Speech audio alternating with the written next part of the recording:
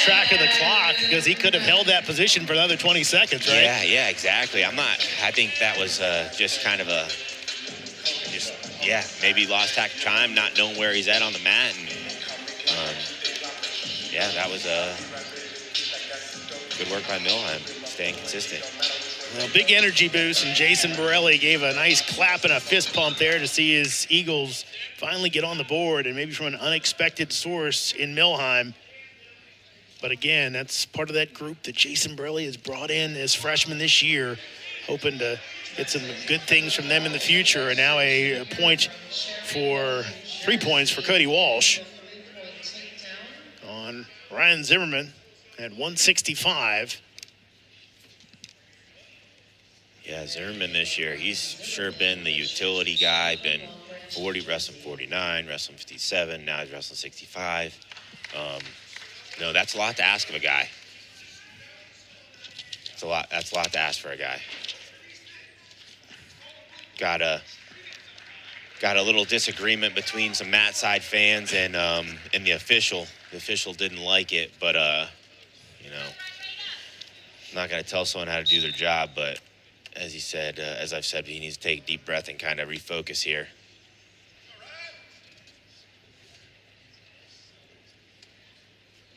Three-point lead. But here you got Walsh, got that leg in on the restart.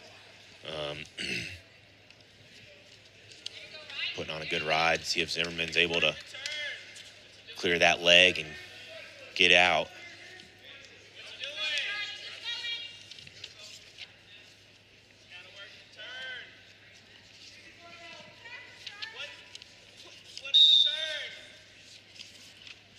Stalemate for a reset here in the first.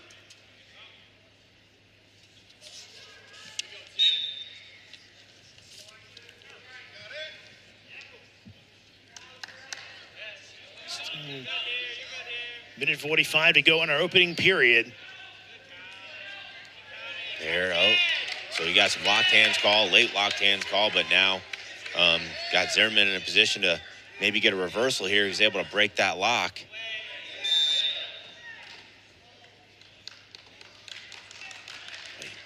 Okay.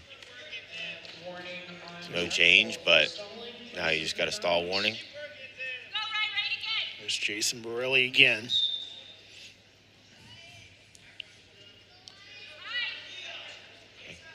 Walsh here doing a good job of getting that leg in and trying to work for a turn.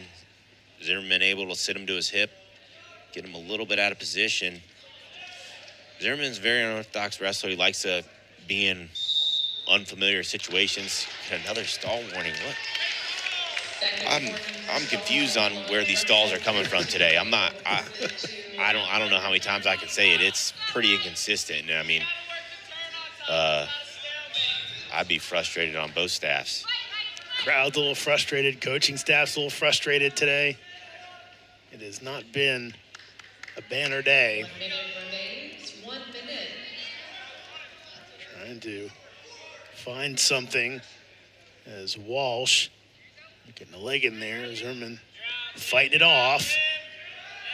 Yep, Zim's over there. He's able to sit out, turn in, and no change here, but he needs to get his toes in the mat, start circling towards his left. If he's able to get behind. 30 seconds remains. 30. Still no points. Yeah, I mean, this...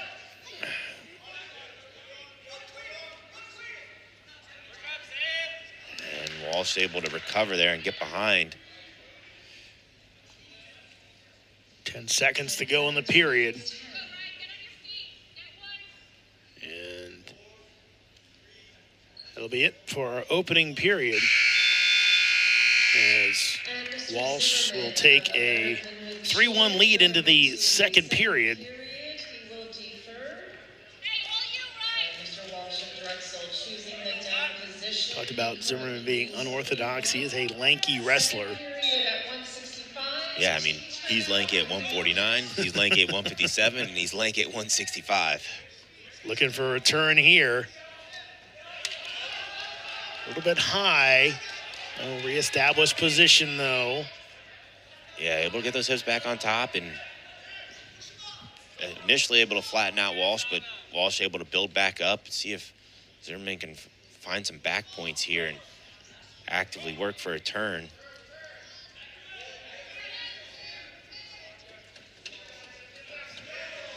There's stall warning on Zimmerman. Brings him back down. His hips are off to the side there in bad position. Really, Walsh here just needs to start tripoding up, but Zimmerman is in real bad position here. Just don't like it. And Walsh is trying to take advantage of it. 1 minute remains. 1 minute.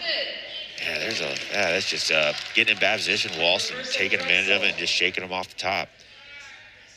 And I know we talk about it, 174, Lucas White. You always kind of talk about that, him getting a little bit out, but White has so much of a more center of gravity where he can kind of use that to hold guys down, right? Yeah, exactly. I mean, I don't love it when White does it either, but he at least is able to, his hips are really tight, and you can see his legs are squeezing that body really tight, so he's able to ride high like that. But a lot of times it's just being in bad position, and when you got a high-level guy that's, strong guy and able to get his hips up, they're going to be able to shake you off, most of the time. There goes Walsh now looking for some back points with a leg ride of his own. And there's 4 points. That will really shift the constitution of this match. As now we're talking major decision territory, a 10-1 score. Going into the third and final period, he will choose neutral. Borelli looking for answers. Talked about it before. Eagles are pretty severely banged up right now.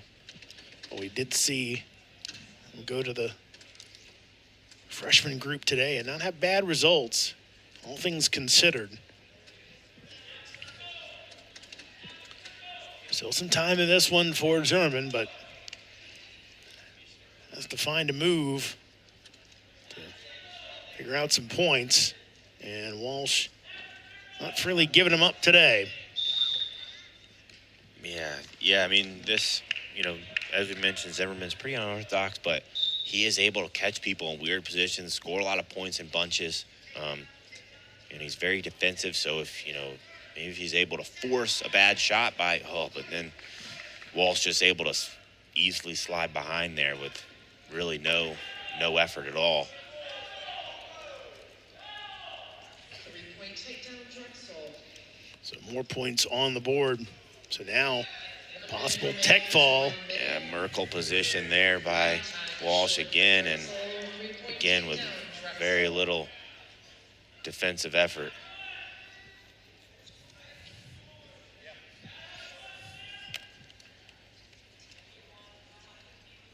Walsh, one of the top active, I guess you could say, wrestlers for Drexel this year of the group that isn't redshirting, came in with a 41-19 record, 17-8 on the season, 7-4 in duels, and looks like he's going to add on to that.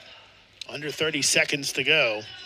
Yeah, I mean, for the most part, Walsh wrestled a pretty sound matches. I mean, he's had that slide by. I think he's gotten 3 takedowns on that slide by, finished with a Merkel on it twice, and he's wrestling really good, and kind of just looks like he's going out there to take care of business.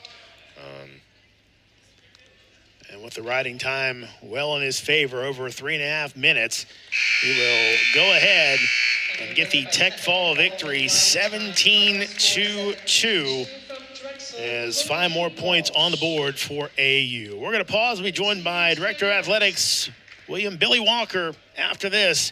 Stay tuned from Bender.